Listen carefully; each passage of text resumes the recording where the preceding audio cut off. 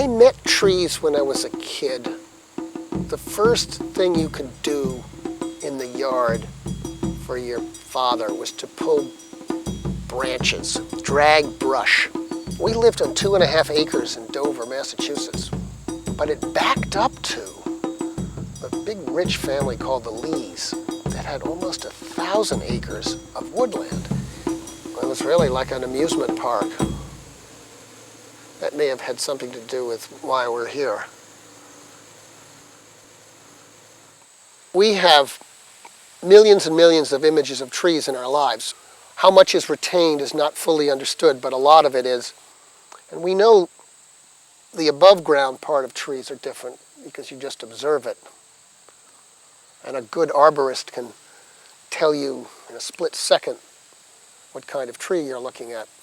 But the underground are more mysterious.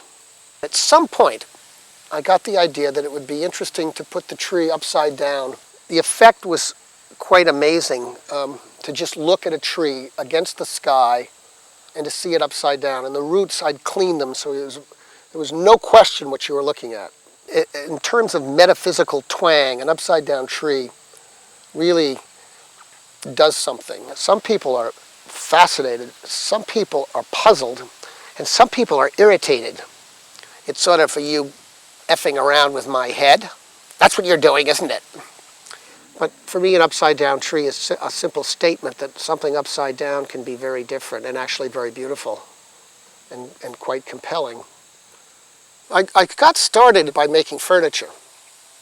And the interesting part of making the furniture was that I used all scavenged wood. That was a rule. No purchased wood at all. And that was part of the metaphysics of the work. I would endeavor to make photographs of where I scavenged the wood so the owner of the table, or mostly tables, would know where it came from, and much of it was from piers of New York that were being torn down. I think what happened, though, after making 20 dining room tables, it got a little boring. And so I decided that I'm going to try to make some sculptures. And I made a small pencil with the roots still attached. I'd thought of that, and I didn't quite know how I was going to do it.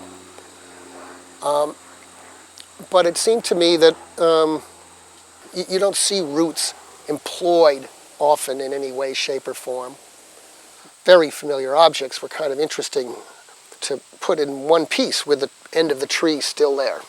I wanted to retain the history of the object in the sculpture and try to make it so that it was not only large, but you got the point of where it came from. And I hadn't seen it before, but I saw it in my mind.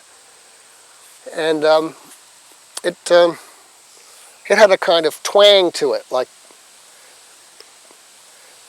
one piece that I'm particularly pleased with, even though it looks quite rough, is this octopus that I made. It's actually a 6-armed octopus, so technically I guess it's a sexipus. It was a challenge because there were only 4 of these trunks.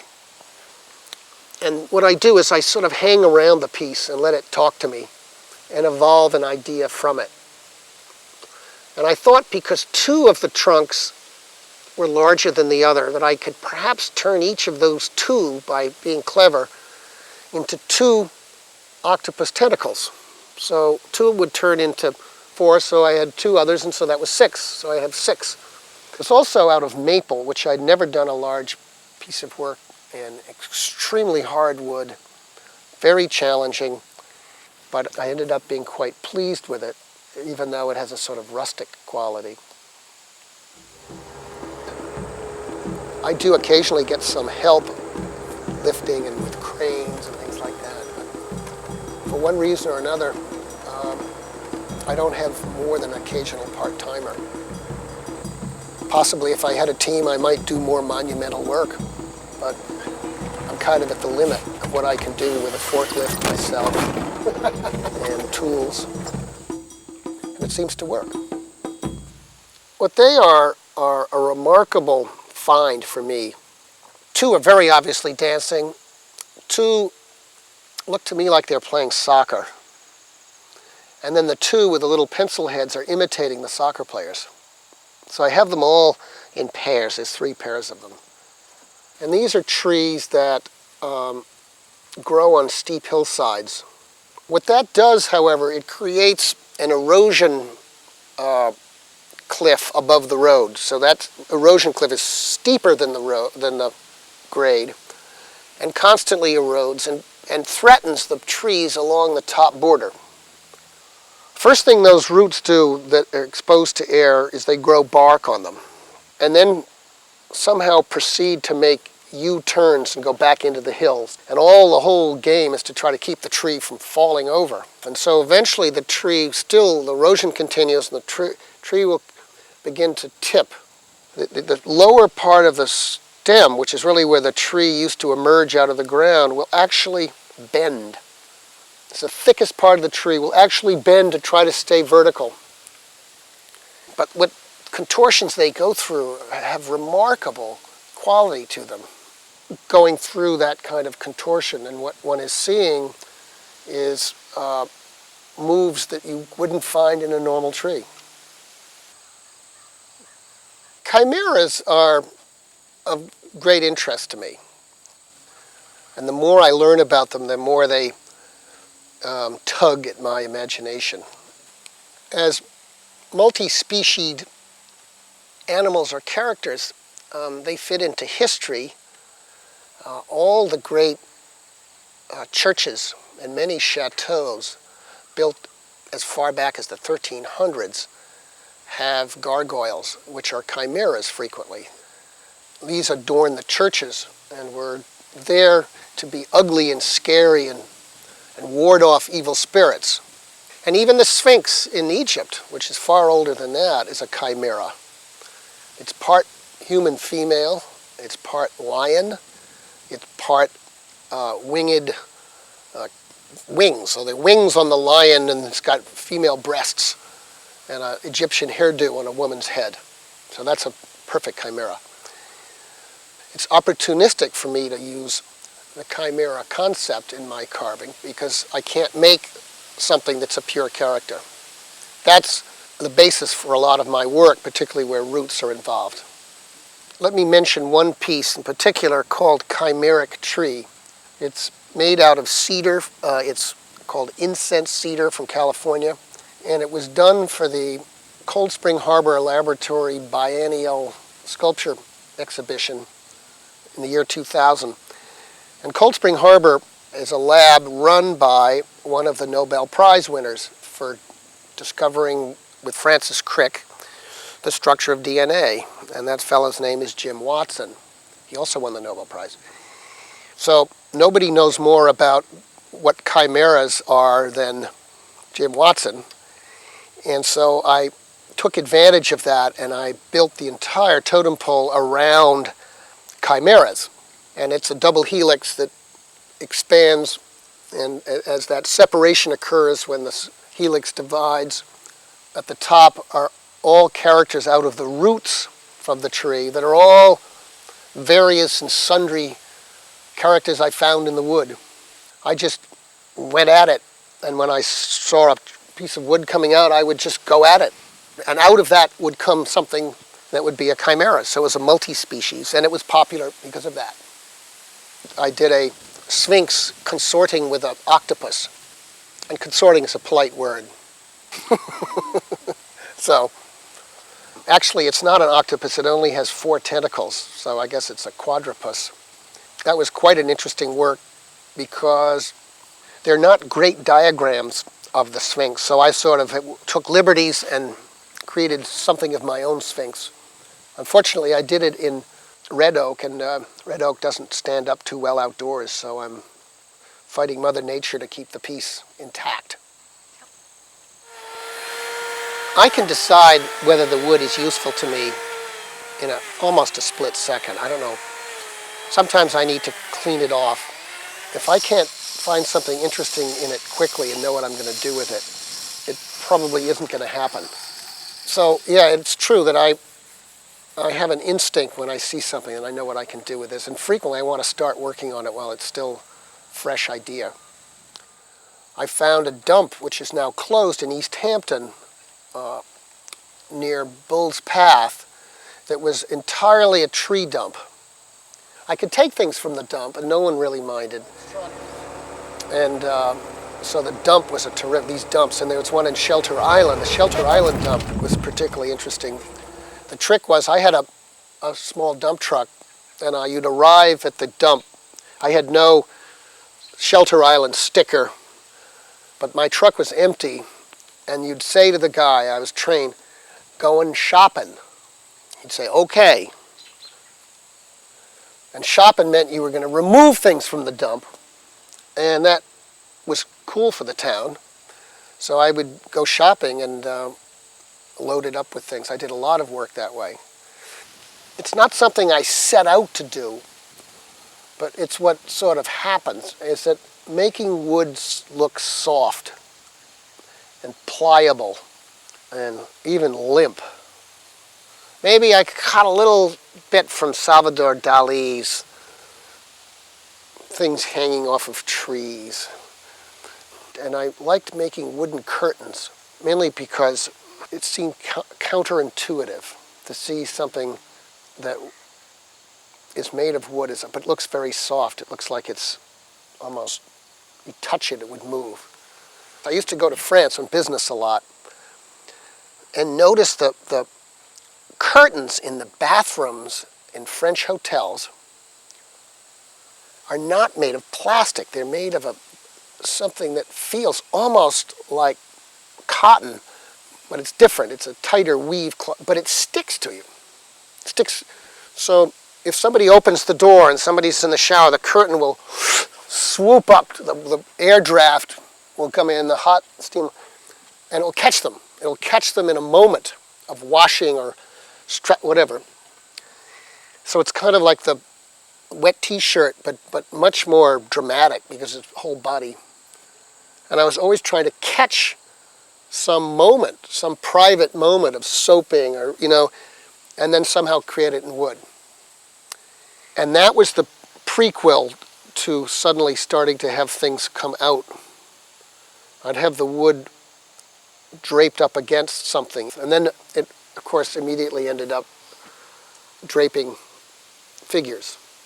That sort of started a whole era, and I immediately forgot about the soft wood, but it was incorporated in having draped figures emerging out of odd places. Or if it was a door, a wooden door, even with a knob on it, I'd have the figure coming through, like, the hell with opening the door, I'll just go through it, and then it sort of becomes, where she's pushing, it's becoming totally soft and fabric. But it's still a door, and it's still made of the same blocks of wood that a door would be made of. There's no compromise in the carpentry of the door, but it just becomes totally elastic. I also did a fairly risque piece for a woman in Texas. I made 3 bar stools. And I don't know if you're familiar, some bar stools have a kind of hammocky leather, and you actually sit. So one of the legs is here, and this woman was a ribald Texas lady. We got along just fine. And I made the legs of the bar stool so a woman could sit there and look down and understand what the view would be for an NBA basketball player who was well hung. When you looked at the stools, it wasn't immediately obvious that was the case, so that it wasn't pornographic. It was only pornographic if you got it. And I'm sure she was explaining it to her friends in detail. Then they would all get on it and go, ah, ha, ha, I need another drink. I remember before chainsaws, or before we had one, I'd be on the other side of a 2-man saw with my dad. Just So I was involved with trees, and then I had my tree service business when I was 16, 17, and 18, those summers in my high school. And that was making a living trimming trees and cutting them down. So for me, It was interacting with trees. And that's somehow strangely a competence that I never thought of as a competence when it was occurring, but I was very familiar with trees. And so I was the tree man. You know, my famous interview with my Harvard dean when I was applying to that university from high school, all we talked about was chainsaws, because that's what he was interested in, and he was trying to buy one. And my 40 minutes, whatever it was, half an hour, was just purely about chainsaws, because he didn't know anything about them and wanted, and it was the most wonderful. I didn't realize that was important to people, but it helped me get in. Third Avenue in the late 60s and early 70s was a trove of shops that existed when the Third Avenue L was over Third Avenue, which was taken down in like 1966. And the stores under the L, the overhead railroad, were a lot of industrial stores. And they were stores that sold tools, long pre-Home Depot. But they were really kind of dingy, interesting places. I have still a lot of the tools from that. And that really was how I got started. And then, of course, Home Depot is just lavish with opportunity. I'll go through and I'll have a thing I need to build, and I'll just go and shop Home Depot and fill the cart up with whatever I need. Sometimes I buy a tool I don't completely know how to use, but I know that within a few weeks I will master it for the purposes I need it. Now, there might be some further use for it which I have no need for, which I'll never bother to go to. But tools are my teachers. Another piece that interests me a lot, and I do bring it, I've actually taken it on a tour, speaking tour, was a piece I did during the Afghan war, if you call it a war. It's when we occupied Afghanistan. I had this chunk of cedar that was in kind of a slight spiral form, and I had it around. I sort of waiting for an idea to come with the piece. And that's when I began reading about what it's like for women to wear burqas. And I put burqa into Google, and I'm hunting for pictures of burqas and what people look like when they, or say they're in a burqa and they turn, or they're walking and they turn, and does the burqa twist? I turned this piece of spiraled cedar into a wooden coffin, rather an elaborate one, but then made the top of the coffin the top of a burqa with the cloth and those little rows of holes that they had to both see through and breathe through, and could do neither very well. And so it's called burqa as coffin, and I take that on tour sometimes. Masks have a place in the way I think. It's also something that is anthropomorphic enough so you can hang it on the wall.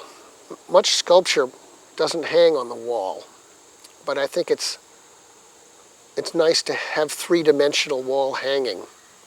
Roots, alas, correspond perhaps to hair, or dreadlocks, or in mythological figures, serpents. Inverted stump of a tree with its roots, for me, offers all kinds of opportunities to do things. So masks are very interesting. They constantly come back. And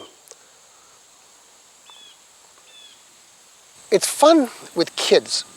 They're not trapped by tradition frequently. And I always loved carving their footprints and handprints on wood, because they love it. It's like having that mark on the wall in one part of the house when people grow. And my kids always loved that. So I was engaged in that process. I have to confess, there's something that intrigues or delights me in a sort of trompe-l'œil, but I really want to, what is the word for brain in French? I can't remember. We should know it. It's sort of trick of the brain. Not just the eye, but a little more. I started doing that when I first moved to New York City and didn't have a studio, but began teasing people on the sidewalks under my window ledge. I just couldn't resist sort of messing around a little bit with their minds and projecting things on them. And I made up some funny slides, one of which was, I remember, a picture of one of the great, I don't know if Rubens, but a picture of Leda and the Swan. And I projected Leda out onto the street with this projector and into people's cars. And on Saturday nights, there would be traffic going up to the light. So you had the car or the two cars in front of the house for about a minute before the light would change and on they would go. And you could mess around with them by projecting something in their car or in their laps. And particularly if they were wearing white clothes and had white naugahyde, which in the 60s there was a set of people that white interiors of cars was supposed to be fancy. And it was interesting because, first of all, if they were under 30, they all suspected a projector. But if they were over 30, they didn't have a clue. And so they would be trying to figure out what. And then while they were doing this, the light would change and people would honk from behind. And off they would go, shaking their heads. And we would be, it was probably late at night. We'd had a few pops, and the reaction was just hysterically funny. This sculpture garden has kind of prompted me, with the winery producing a certain volume of visitors. I've kind of cleaned it up. The idea is to make not only the sculpture garden an area where work can be seen, but also the process of seeing it could be made interesting. So I've introduced color. Most of the wood sculptures I do are fairly monochromatic. And the color, particularly that fence, introduces color change as the sun sets. I encourage people to come as the sun is setting because it's very different. Also, I'm going to introduce some moving figures so that people will have company in the form of interactive sculptures that may follow them around and communicate with them. It's still on the drawing boards, but it's to add a kind of curiosity and then just slight hint of terror or something rather wrong about why is this sphere following me? Why is the sphere following me, and why is it whenever I look at it, it stops rolling towards me? It's only when I'm not looking at it that it comes at me.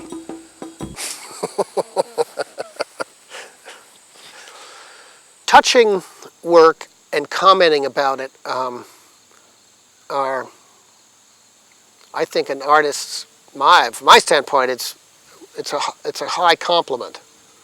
So I would put please touch signs around. I'm also very curious what people say.